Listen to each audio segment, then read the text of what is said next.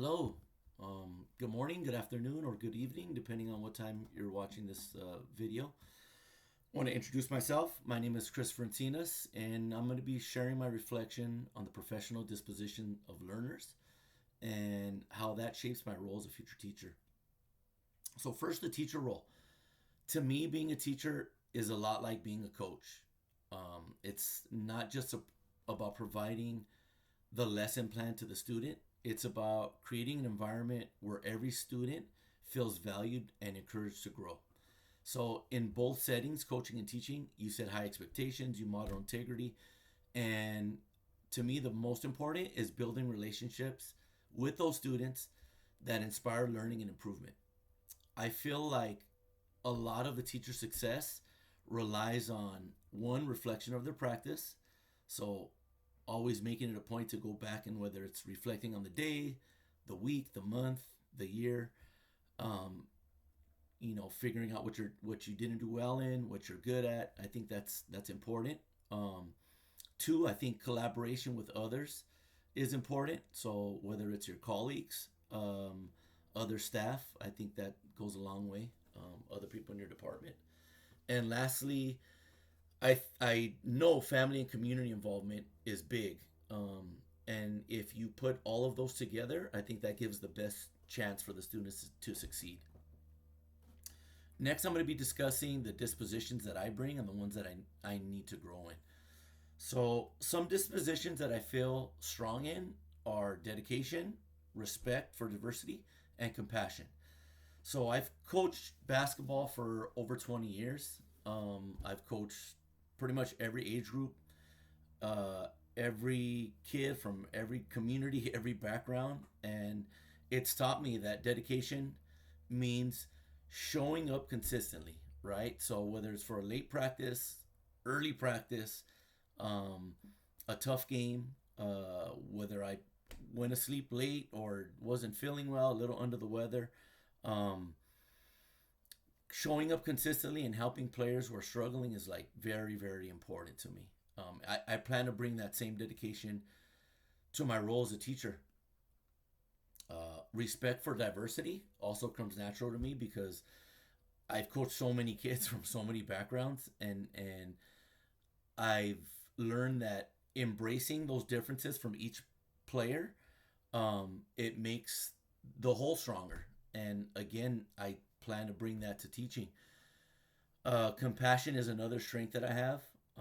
I know that when a player or student feels cared for as a person first, they perform better in every area of their life. So making them feel valued is very important, and having compassion for them gives them that confidence. So at the same time, I know there are areas that I want to grow in, and reflection is one. Um, I know reflection is key, not just in my current career, but when I get into teaching, I want to make sure that I'm constantly evolving and improving, really. And I know reflection is important for that. Advocacy is another thing. So on the court, I push my players to have opportunities to showcase their skills. In the classroom, I want to make sure that I can develop that same voice and to make sure every student has access to the resources they need. Next, I'm going to be talking about personal biases. Um, so, personal biases for teachers can really shape the way they teach, even when they don't realize it. If a teacher has a certain assumption about students, it's going to influence them. It's going to influence how much attention, their expectations on the kid or student, I should say, um, and even the way they respond to kids, right? Not just their learning abilities, but their attitudes in time. Over time, that can hold some students back, and it can make students feel like they aren't capable, which isn't fair to them. That's something I've noticed in coaching too. It can be easy to focus on like my star players, but I've learned that every athlete needs support to grow. The same is true in the classroom. Every student deserves to feel seen and valued, and Their thoughts and ideas have to be respected and valued. So that's why the profession expects us to be honest with ourselves about our biases. We're not supposed to pretend that they don't exist. We're supposed to reflect on them, get feedback from others, and make sure our choices are fair and consistent. So when we do that, we create a classroom or an environment where a student feels supported, respected, and given the same equal chance to succeed. Finally, I'm going to be talking about integrity. So, as a future teacher, I'm committed to upholding academic and professional integrity. That means being honest in my schoolwork, transparent in my teaching, and modeling fairness in all my actions. Just like I hold my prayers accountable to their effort and character, I'm going to hold myself to my highest professional standards, which include perfecting protecting confidentiality, respecting policies, and modeling integrity for my students every day.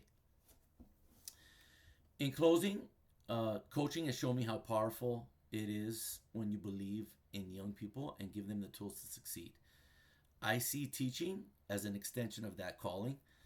By learning my strengths, improving where I need to grow, being mindful of my biases, and upholding integrity, I will be able to support students, collaborate with my peers, and positively contribute to the teaching profession. Thank you for your time.